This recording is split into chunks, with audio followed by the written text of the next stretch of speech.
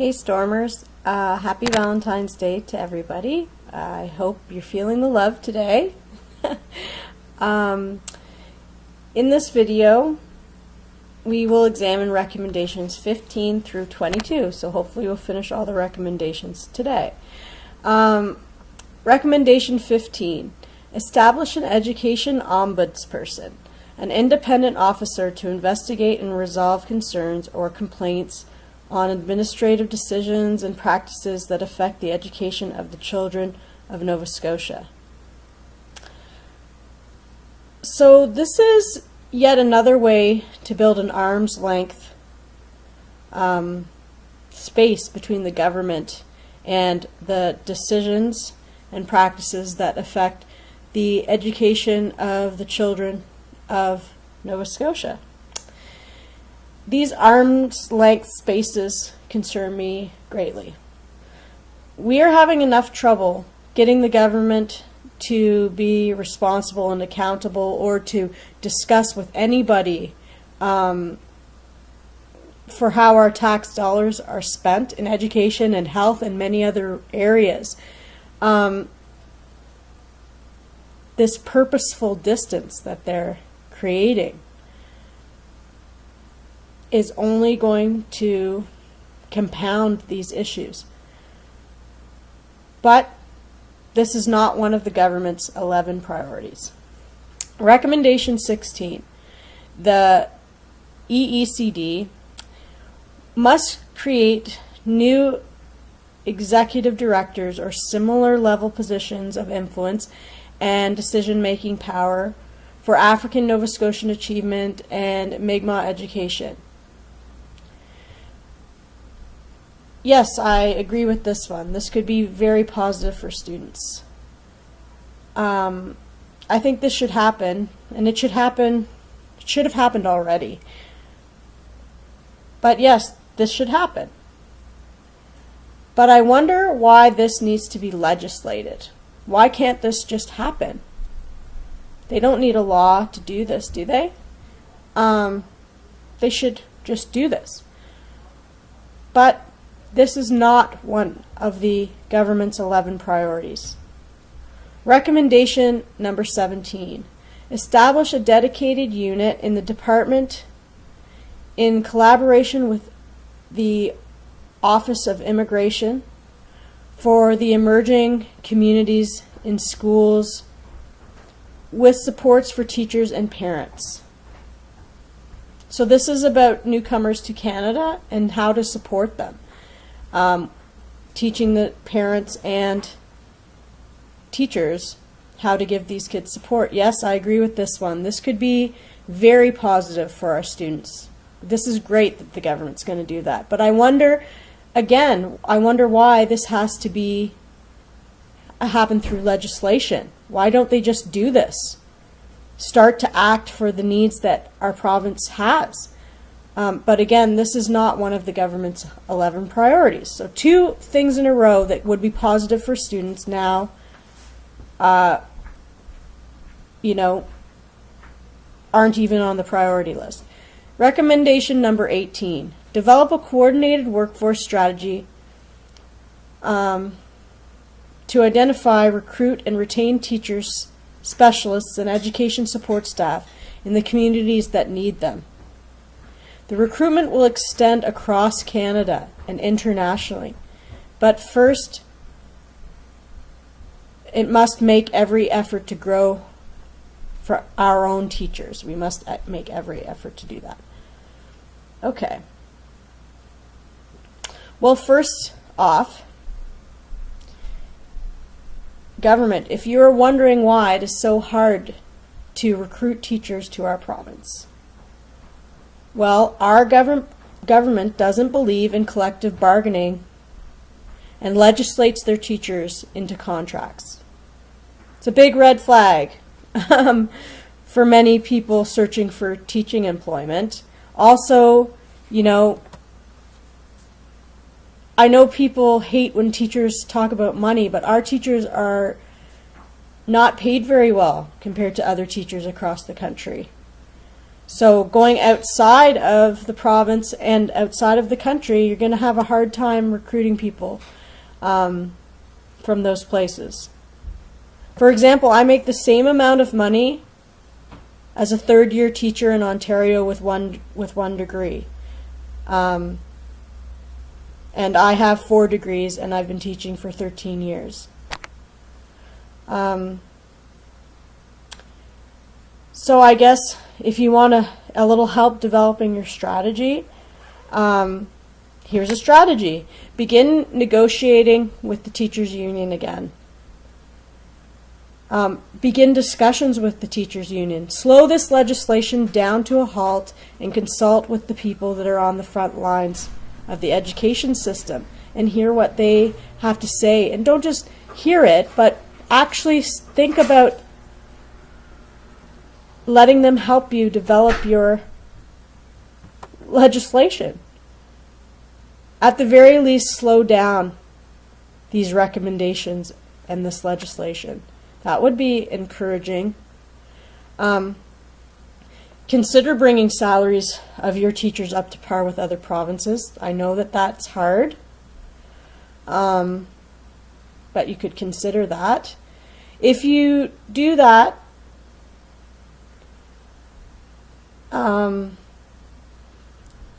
the teachers that are educated in the 5 universities in Nova Scotia that graduate teachers, might consider staying instead of moving to other provinces. If they knew that the government respected them, that might be enough. But building a strategy to recruit and keep teachers in Nova Scotia is not one of the government's priorities. Recommendation 19. Develop targeted education strategies for specific challenges in the system. For example, a French language strategy to better reflect the priority of French first language and French immersion for the province. Great. A rural education strategy to better deal with the unique challenges that occur in schools in rural areas. That's awesome. Fantastic. That's great. How about starting by stopping the problems that some of these recommendations will bring for rural schools? That would be a good start. Right now you are creating some of the unique challenges that the rural communities will face. You are creating them by these recommendations. This recommendation would also include a strategy for students living in poverty. Fantastic. We need that. That should definitely be a priority. And a strategy for children in care in the province. Yes, now we're talking. Let's bring some supports into the schools. I like this recommendation. This would be beneficial to our students. This would be fantastic. But again, this is not one of the government's priorities. Recommendation number 20 comes in 2 parts. It says the EECD, in concert with the Department of Finance and Transportation and Infrastructure Renewal, should create a transparent, predictable, and documented multi-year, 5 to 10, capital funding process for schools. Develop a mechanism to invest in existing schools to ensure they are maintained appropriately, while it develops a plan to address the growing challenge of deferred maintenance. Review excess space in schools by developing an objective set of space criteria and engage an independent reviewer to ensure the appropriate use of any adjacent non-school activity. I'm going to be honest, I don't really know what this one means. I think I think it is important to develop a maintenance schedule for our school buildings. I think that's what part of this is saying. That makes sense to me. When they say review excess space in the schools, are they talking about like renting out the empty classrooms or something? I don't know. But I have an idea what you could do with the empty classrooms in schools that have empty classrooms. You could hire a teacher to fill those classrooms and lower our student-teacher ratio in that school. I'd be up for that for sure. I would support this recommendation for sure. And I mean, please continue to spend money and plan on the upkeep of buildings and keeping our schools safe and healthy environments for our students. That I love. But perhaps instead of spending more money on bricks and mortar, like building more schools and building additions and everything else like that, not that we don't need that, I'm saying, but perhaps before we do that, we need to direct money into the human resources and supports in the classroom. If the schools are safe, and the schools have what the students need, and they're not falling apart, and there's not any danger there, maybe for a little while, until we get this situation under control, and we need to start directing a good portion of our money into the human resources and supports in the classroom.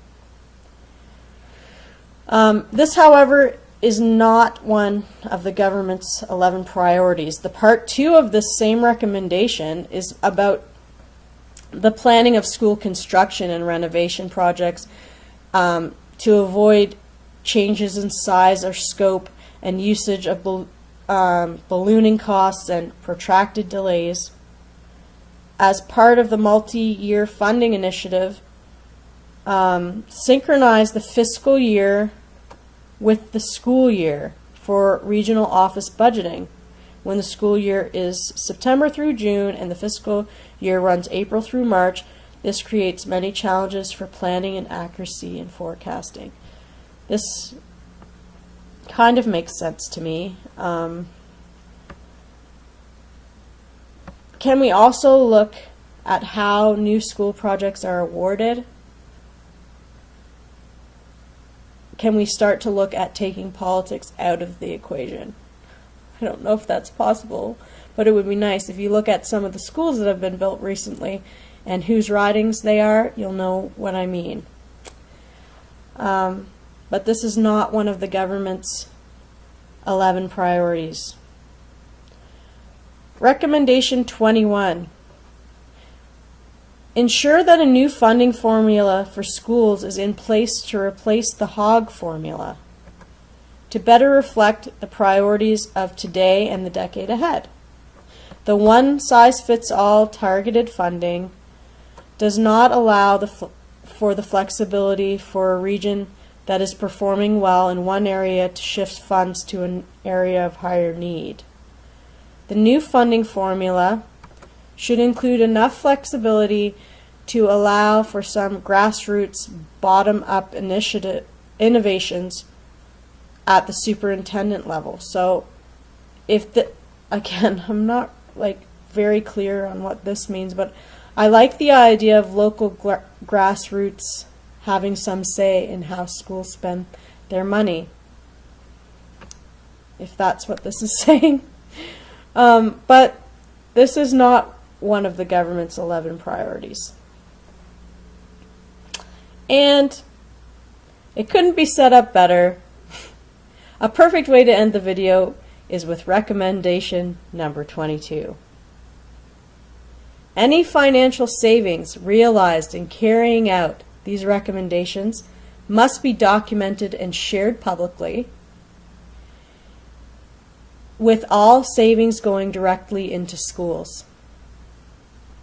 That's the wording, exact wording of number 22.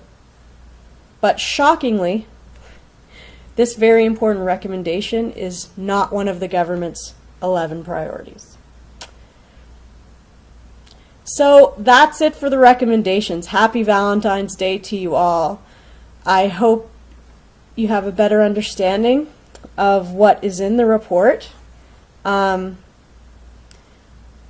video, I would like to attempt to summarize the priorities, or not even the priorities, the recommendations that will directly affect your children, the students, and how. I'm going to try to do that for you, so that, because some don't directly affect your students, but they all kind of trickle down and affect to your students, to your children. But the ones that directly affect the students, I think you'll see those aren't the government's priorities. When do the students get to be the government's priorities? That's what I would like to know. That's what I want. A government that makes the students the priority. Really. Not just as sound bites or little, political fodder. Let's make them the priority. Okay, so stay tuned tomorrow. Thanks for everyone that's following. Remember, together we are the storm.